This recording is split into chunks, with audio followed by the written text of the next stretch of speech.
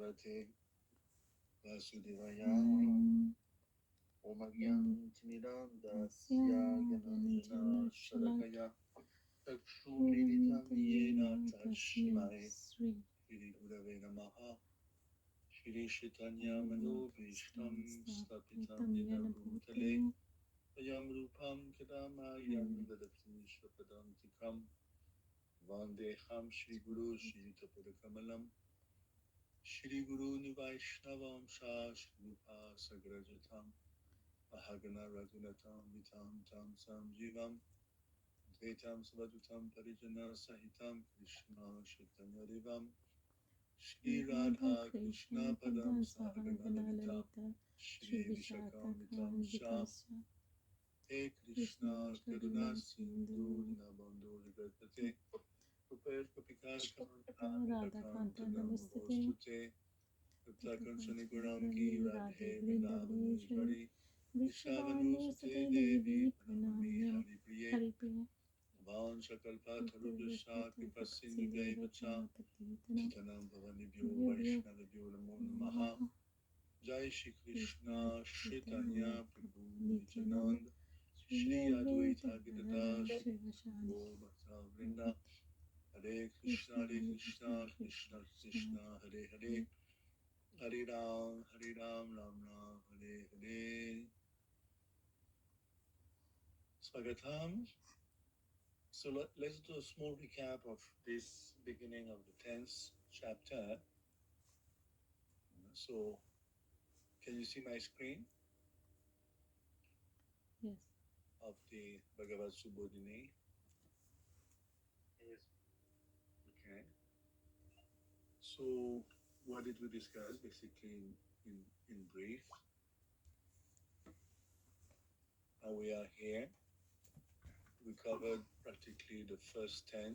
I mean, we'll start from 8 today. But what did we cover?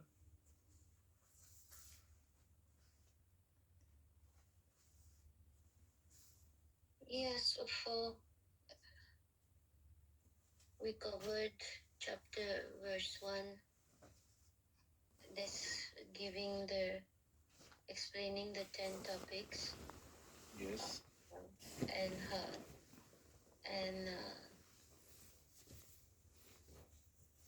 And how the 9th topic prepares us to enter the 10th topic. Yes.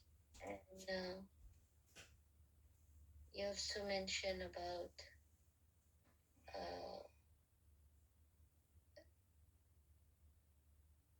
there are different ways to understand the 9th topic through Vedic inference, Shrutena, direct explanation, Arthena, and sometimes the summary explanation of given by the great sages, which is called Agyasa, like the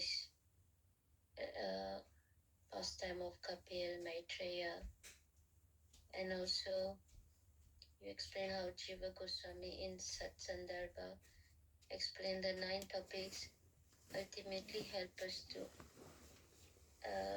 understand the 10th topic, how the 9th topic are isolated. You mentioned this word, and we learn about Krishna's Swarup Lakshana, and which is Satyam Param Dhimahi, and then the Dashta Lakshan.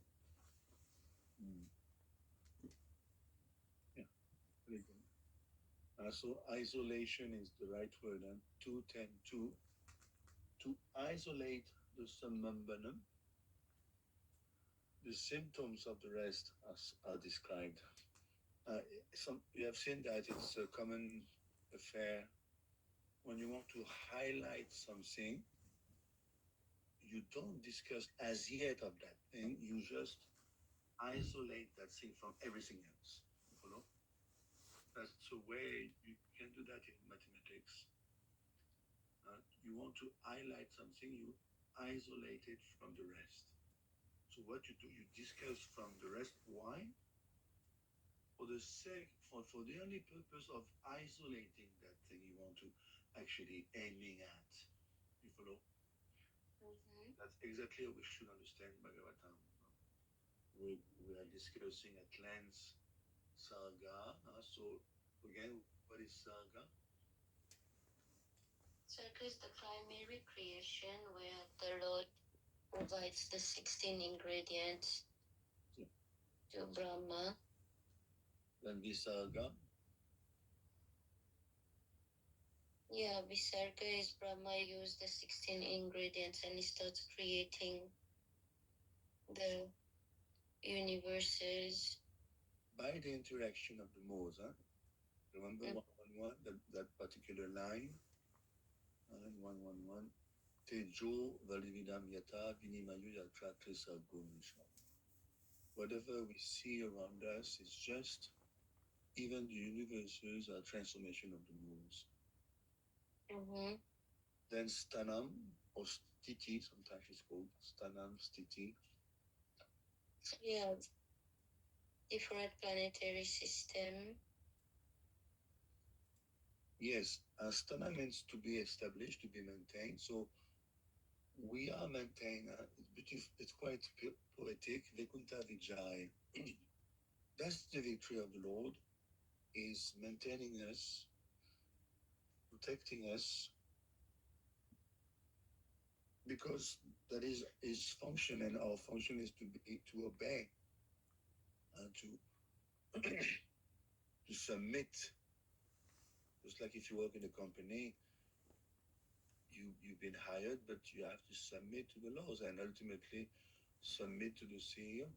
That's the name of the game. If you work in any company, it's like that. What to speak of the company of the material world? It's a company. You cannot just. We have to put it in right terms. It's a company. Poshanam. So Poshanam is a very wide term. What's the meaning? Poshanam. Poshanam is maintenance and protection by the Lord.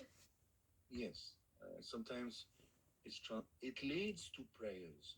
If you feel if you acknowledge the maintenance, or just like your father is maintaining you day and night, you feel grateful. You feel like praising him.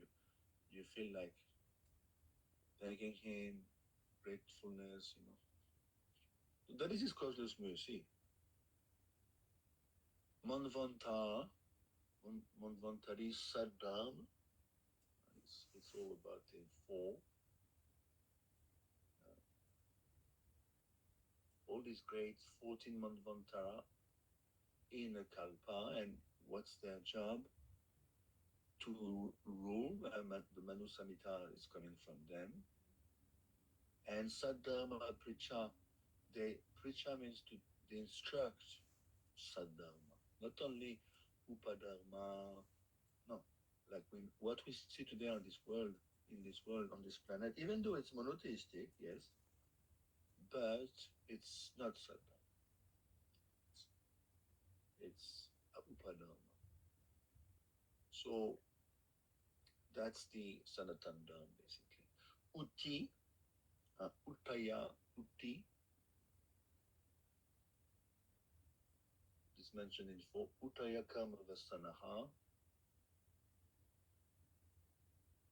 That's the impetus to lord over material. Yeah, exactly. Yeah. Tritiya Shakti Vishyate.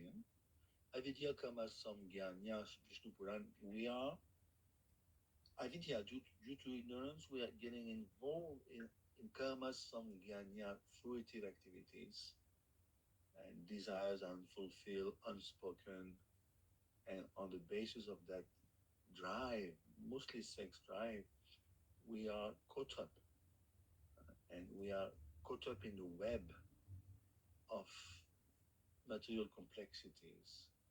One action.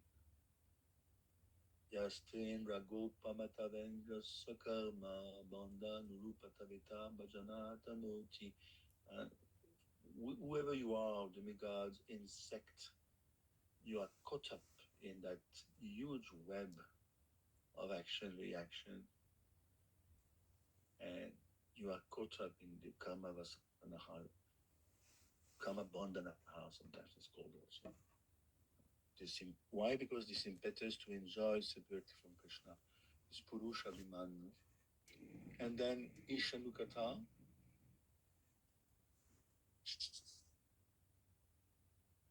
It described various incarnation of God and his activities, along with activities of his devotees. yeah. Then Nirod,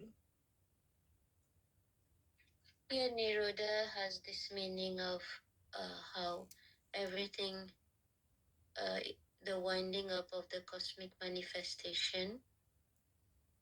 yeah. And you did mention there are 4 types of Nirodhas. Like the first one in verse 2:10:1, that Nirodha is how winding up to go back home, back to Godhead, how one makes it up to go back home, back to Godhead. But here, it's about those who have not been able to successfully go back home, back to Godhead, or going to be ultimately uh, wind up in their, they will be sucked in the body of Mahavishnu. Yeah. So yeah, you're right. And Nirod and Mukti are quite connected.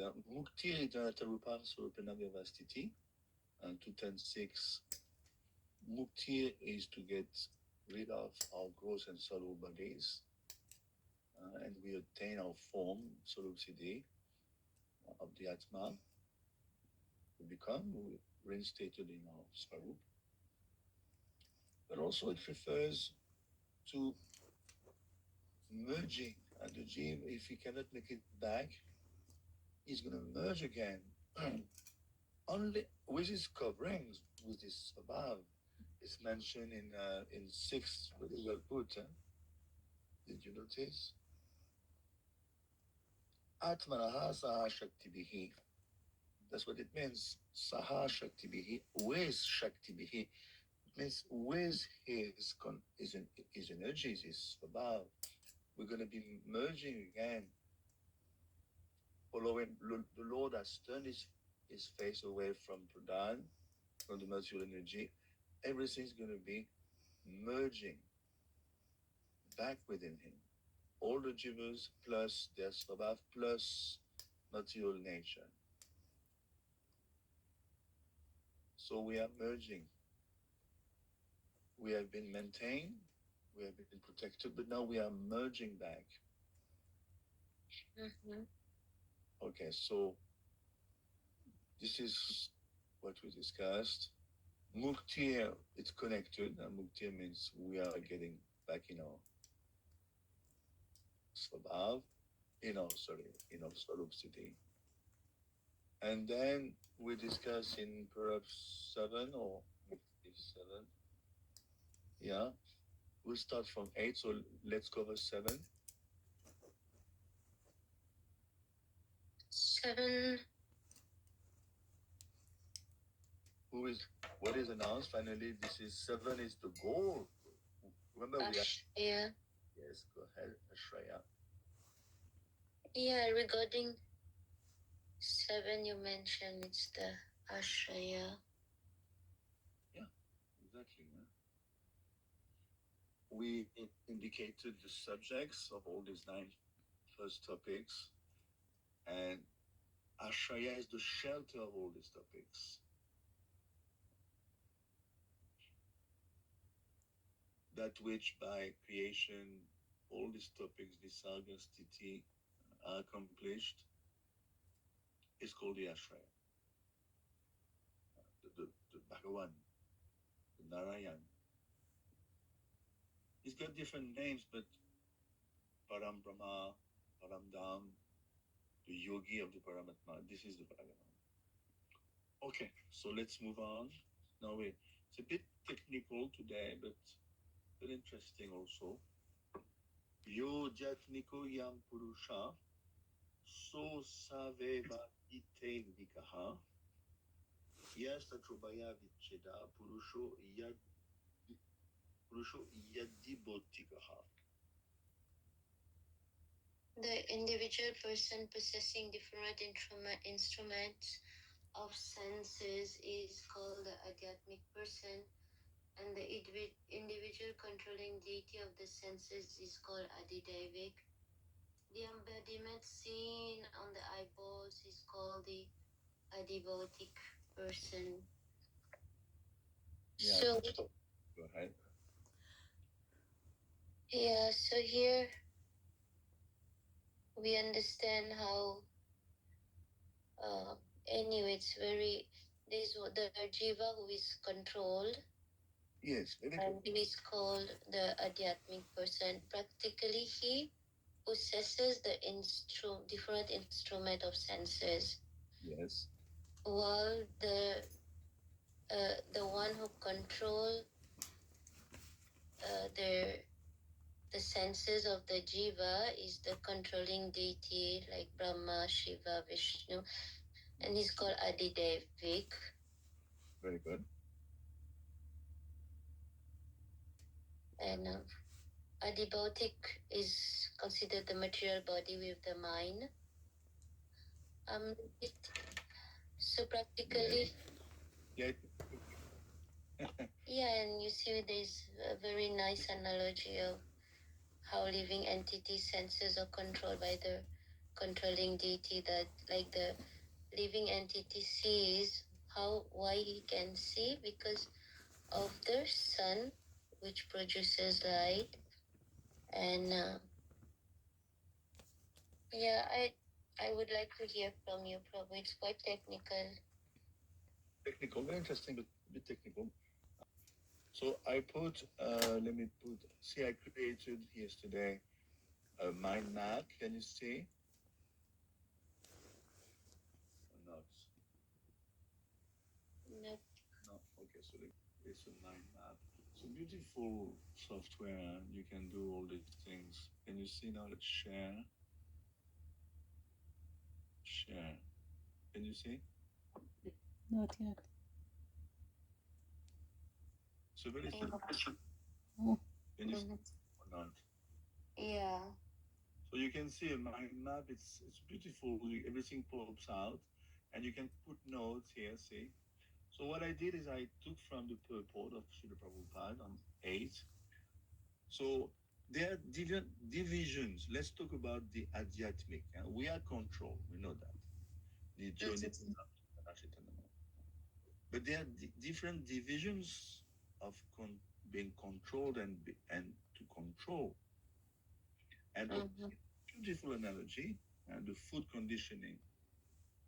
In the food controlling department, the controller of food is a person made of the same ingredients as the person who is controlled. That's a beautiful example. The person who is controlling the food to make sure it's not obsolete, it's not stale, it's within the date of selling, is made of the same items as you. You follow? But he's controlling your food. You are the consumer, you're buying your food off him. But you guys are made of, you are both jivas. You are made of the same food blocks. Okay? So similarly, each and every individual in the material, whether it's control or controlling others, they are jivas. We belong to the same tattva, demigods, humans, animals. So we have our senses, but the senses, we have to remember that it's very important. Remember, your senses are controlled by superior controlling deities. It's called presiding deities. Your nostrils, when you breathe in, breathe out. Ajvin Kumar, there's 33 million demigods. They control every tiny little portion of your body. And like she said, we cannot see without light. The sun god is in the sun planet. And we, the individual human beings, or any other being on this earth, are all controlled by the sun god. As far as our eyes are concerned, we cannot see, we don't have eyes. Yes, but how can we see through our eyes because of the sun? If it is pitch dark, there's no way. Even you may have eyes, but still it won't amount to nothing because there's no sun. Uh, Similarly, all the senses we have are controlled by the superior demigods, who are also jiva's. The one is empowered, and they are called the demigods Vibhutimat Sattvat, means they are in the controlling department. They are controlling the elements, the sun, the rain, to different degrees. Obviously, Brahma has got more power than Indradev, or Indradev has more power than another demigod. So there's different divisions of power, empowerment. So we are adhyatmic in the sense that we are controlled. And how come one is a demigod, one is a giraffe, one is a porcupine? Because of what is the reason? Different layers, different degrees of piety. More you are pious, more you're going to be given a higher position. It's like in the material world. You got a nice degree at school, university, you're going to be given a more highly paid job, but at the same time more responsible. You are controlling others in your department. You're head department head. So some of us are departmental heads, like the demigods, and within the demigods again, there's gradations according to piety, and we are controlled also according to piety. If you are Kropati, like Tata in India, you are controlled, yes, but to a much lesser degree than the guy who is pulling a rickshaw in Calcutta. So we are, but all of us, Tata and all these rickshaw walla, are all subjected to the supreme control of Parampara. And remember, 1323, Upadrashta, Hanumantacha, Bhaktabhota Maheshvaraha. There's another Purusha Para, Krishna says. There's another. You are Purush, yes, Arjun, a tiny little Purush. But Purusha Para, there's another one. Purusha Para, the supreme Purush. He maintains, he oversees, he consents, he witnesses. This is Parama. So now, very interesting here. The adibotic Purush. Purush means person. Because we're going to be able to distinguish that which distinguishes the controller and the controlled. So let's return to the report on 8. You can read out. Someone can read out here. Can you see? I just extracted the whole purport.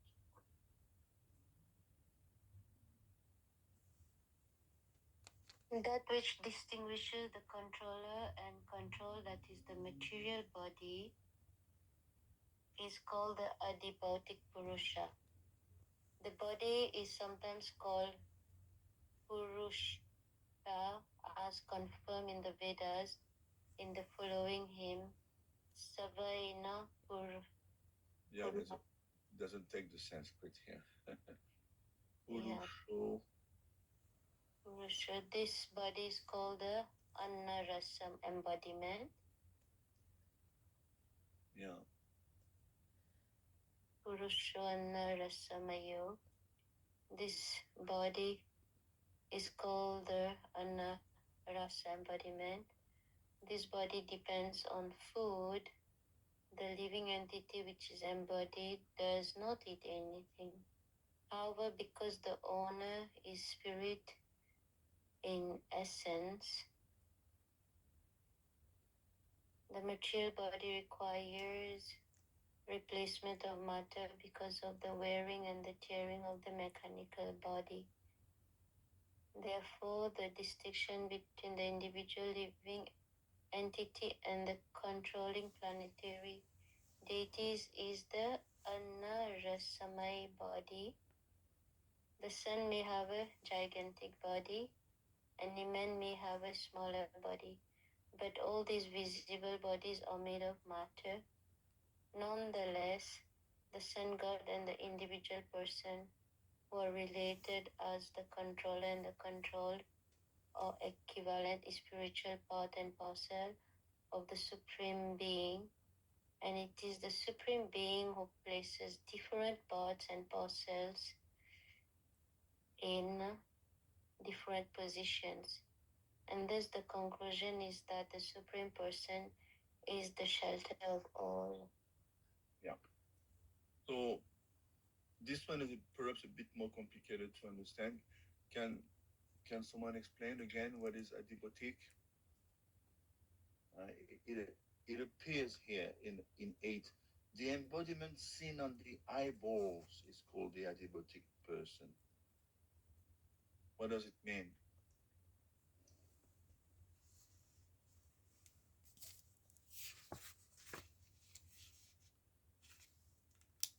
A bit technical, but very interesting.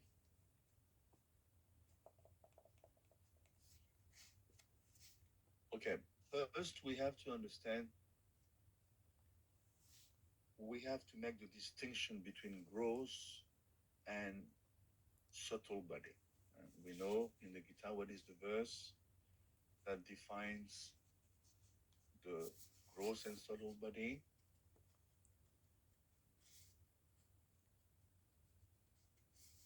Vibhinna Ashraya, Vibhinna 7-4. Bhumirapo Nalovayu Kamanubhutire Vacha Ankariti Yame Binna Prakriti Ashtada. Remember? Binna Prakriti Ashtada. Ashtada means 8.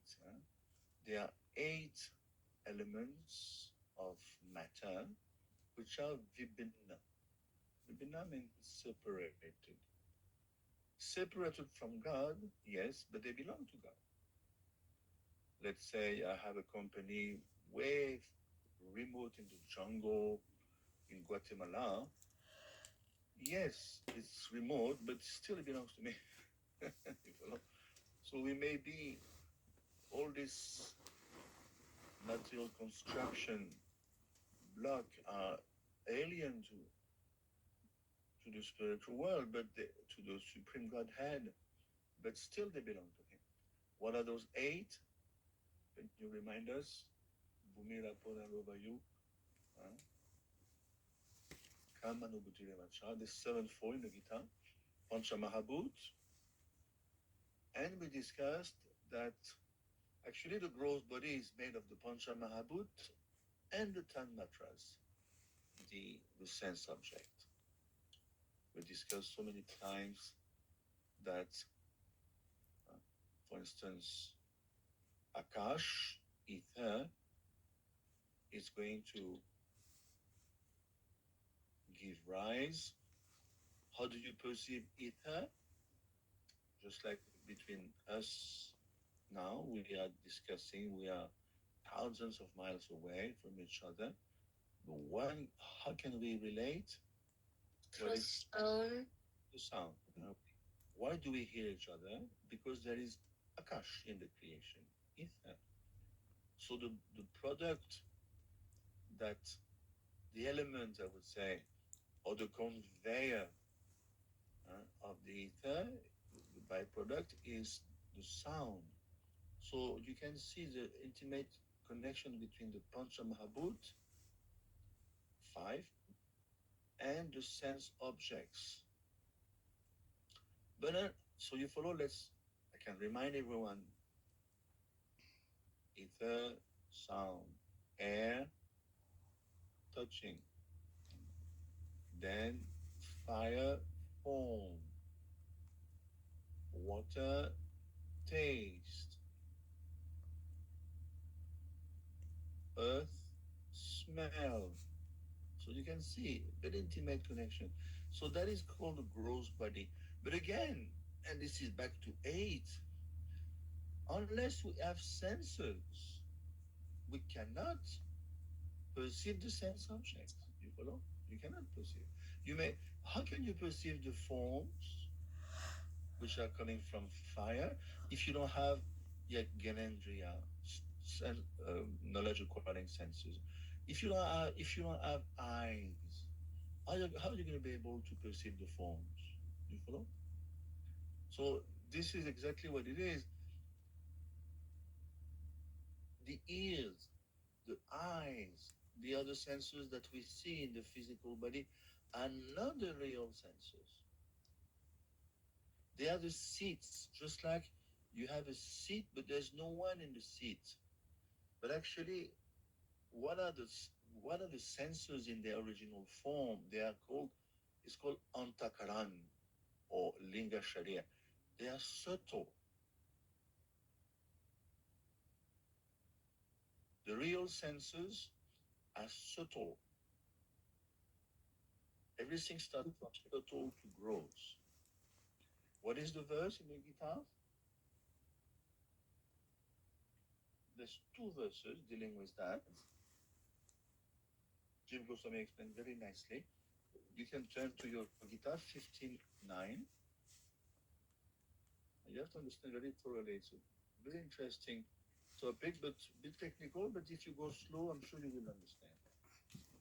Let's turn to 15:9. Shrotam Shakshus Pasanam Cha Rasanam Granameva Cha Adishtaya Manaschayam Vishayam Upasevate. Can someone read out 15:9 in the Gita? Okay, the living entity, thus taking another gross body, obtains a certain type of ear, eye, tongue, nose, and sense of touch, which are grouped about the mind. He thus enjoys the particular sets of sense objects. Yes. So Krishna told us in 15:7, we are all part and parcel of me, of Krishna. And now the Jiv in his next body is going to attract the mind and 5 senses. You follow? So in other words, your subtle body never dies. You follow? It's like seeds. You have inside you some seeds which are unoccupied. And when you're not created, when you don't have a gross body, your subtle body is there, and there are seeds. Now, according to your karma, you're going to be posted, Kamana Devana Netrena, you're going to be posted in a body, in a particular species of life. You become a giraffe due to your karma, let's say. The demigods are going to put your soul in a giraffe, female giraffe womb. And you're going to be, your subtle body are made of seeds, you follow? 5 seeds for the senses and 1 extra seed for the mind. And now you're going to be endowed with giraffe senses. You're going to have 2 sets of senses, Kamendriya, organs of actions for a giraffe, and Gyanendriya, knowledge acquiring senses of a giraffe. But there are seeds, and those seeds are unoccupied, or they become occupied once you are embedded in matter. This is what is explained here, 15:9. You are attracting. Why the Jiva is attracting the mind and 5 senses? Because he wants to enjoy. Same old story. Those mind and senses are, yes, material nature, yes, subtle, but they change. The seeds remain the same, but the type of senses that you get and mind, they change. The mind remains the same, but the senses change. Sometimes we have developed senses, sometimes undeveloped senses, according to the species of life you're going to be getting into. And then 15.8 can shed some light also in the guitar. Uh, the living entity in the material world carries his different conceptions of life from one body to another, as the air carries aroma. Beautiful. Thus, it takes one kind of body and again quits it to take another. So we are attracted to a particular conception of life due to our svabhav, due to how we want to enjoy the material nature. We are just like, you know, the air carries the aroma. The air is not responsible. The air is a transporter. Uh, the air blows by dump yard, and you are posted 500 meters away, and you may say, oh, it's filthy odor. It smells bad.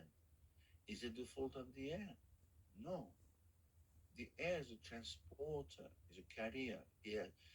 The air blew by the dump yard stick, the dump yard, and it brings to your nostrils, your senses, knowledge acquiring senses, some bad odor. It's not the fault of the air. So your conceptions of life is putting you into a particular predicament, particular species of life. You follow?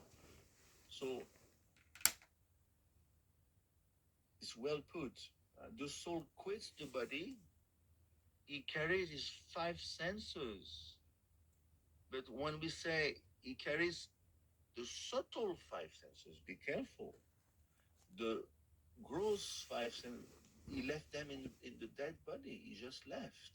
So he carries the subtle five senses. It's called Linga Sharira or Antakaran, the subtle body, and his mind into the next set of senses, next set of seats. The seat is like a seat into his next body, just like the air carries aromas. So at the time of death, the visible ears and eyes do not disappear.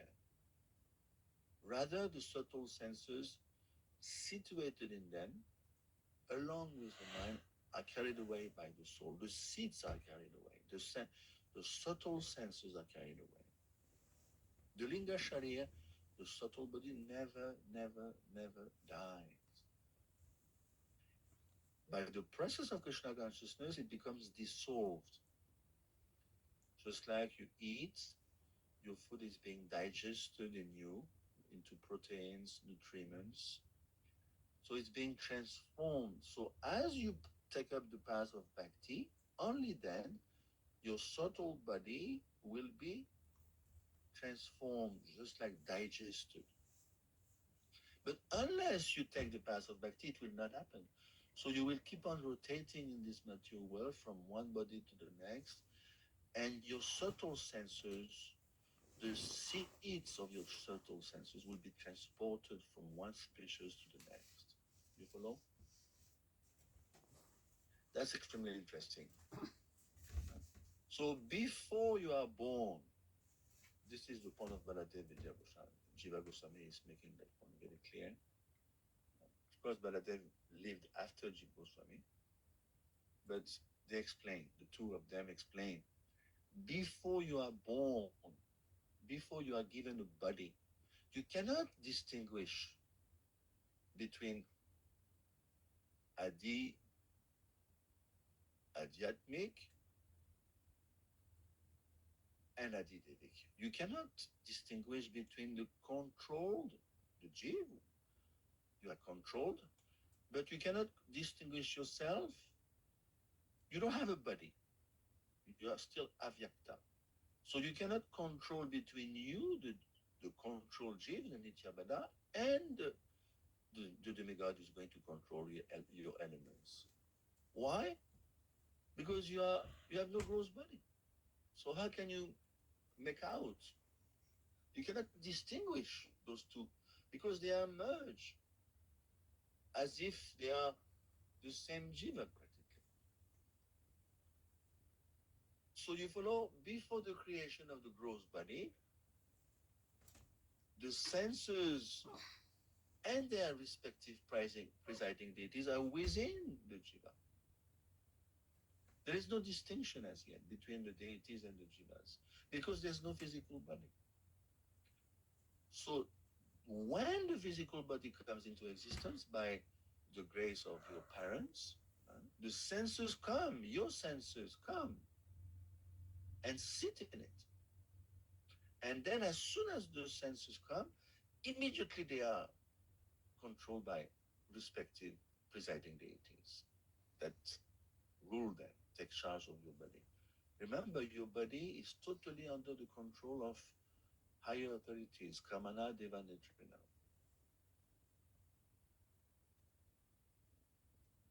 Once you have a body, you can only then distinctly perceive the activities of the presiding deities.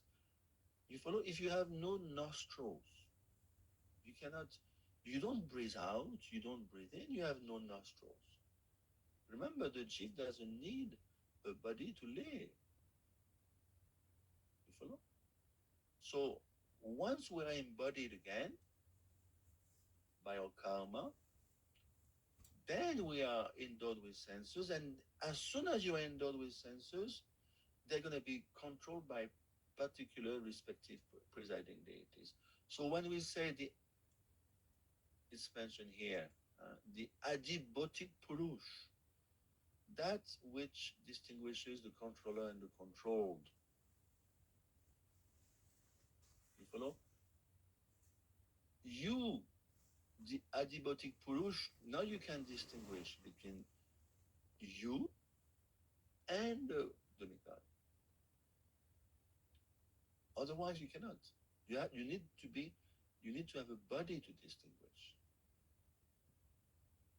Anyway, I'll give a little pause now. Any questions on this one? We unfortunately we haven't been exposed to that philosophy.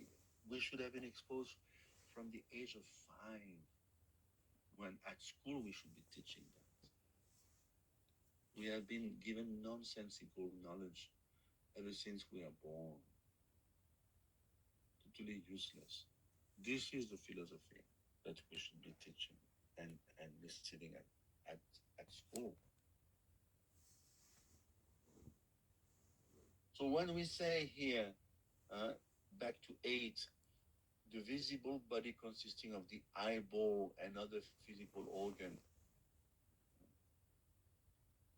that's what we need to distinguish between the presumed owner of the senses and the presiding deity.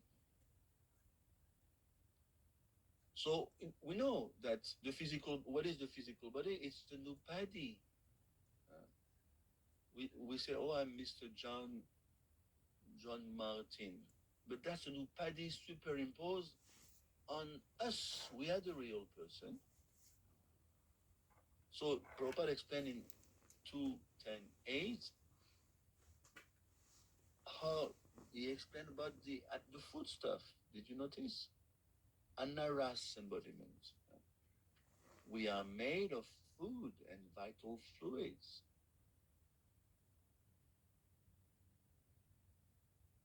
Unless you have a body, you cannot distinguish between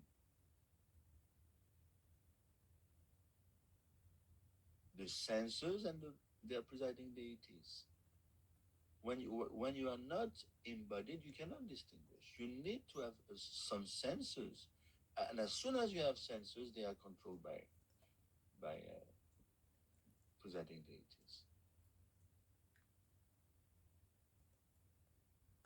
I can see you're very silent. So is it clear, or should I re-explain? No pure living entity. We know that we are pure. We are Asango Yajam Purusha. We're always pure. We know that. But the problem is we misidentify with the senses. That's the Adhyatmic Purush. That's us. The Adhyatmic. The presiding deity, we know. we are all our sensors, that's easy to understand. All our sensors, whichever tiny, even your toe, when you walk down the street, your toenails are controlled. You follow everything. You think you can move about down the road on your own? No way. All your body is controlled by presiding deities. That's the job of the demigods. 33 million demigods. They control each and every senses of all the jivas, all the Adhyatmic Purush in the creation.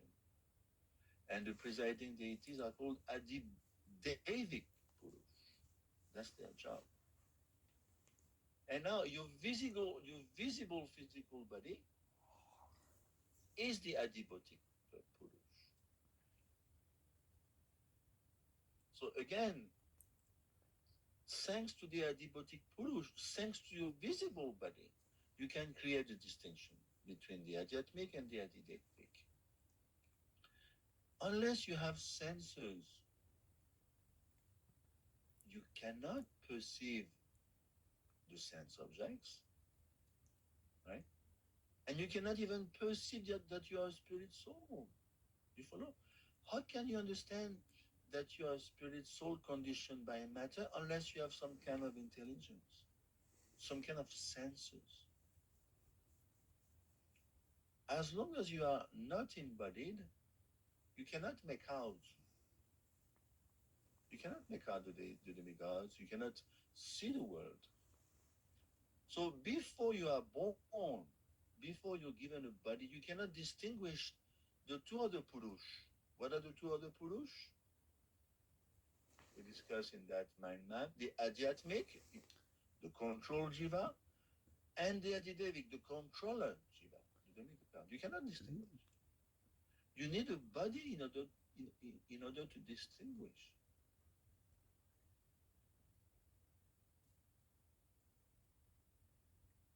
So while we are called Purush, and that's another discussion, we know Krishna is the supreme Purush, Purushottam. But in the Gita, Lord Krishna sarcastically is calling us Purush. Don't forget. In 3 verses, he's making fun of us, Krishna. He's a bit sarcastic. What are those 3 verses? 13, 20, 21, 22. The physical body is called Purush. Why? Because we want to control. Purush means controller. Even though we are Prakriti, we are Paraprakriti. We are superior energy. We are not Purush. But Krishna calls us Purush. Or Sri Shlok. 1320. Prakritim Purusham Sheva Vijanadi Ubhavapi Vikaram Shagunam Sheva Vidi Prakriti Sambhavan. He's telling us here, 1320, that Prakriti and the Jivs are Anadi. Or beginningless. There's no beginning to Prakriti. There's no beginning to Jiv. And then he goes, their transformation of between Prakriti and Jiva, and the modes of matter, the gunas, are products of material nature. So he's sarcastic here, Krishna. He's calling us Purush. We're not Purush, we are Paraprakriti.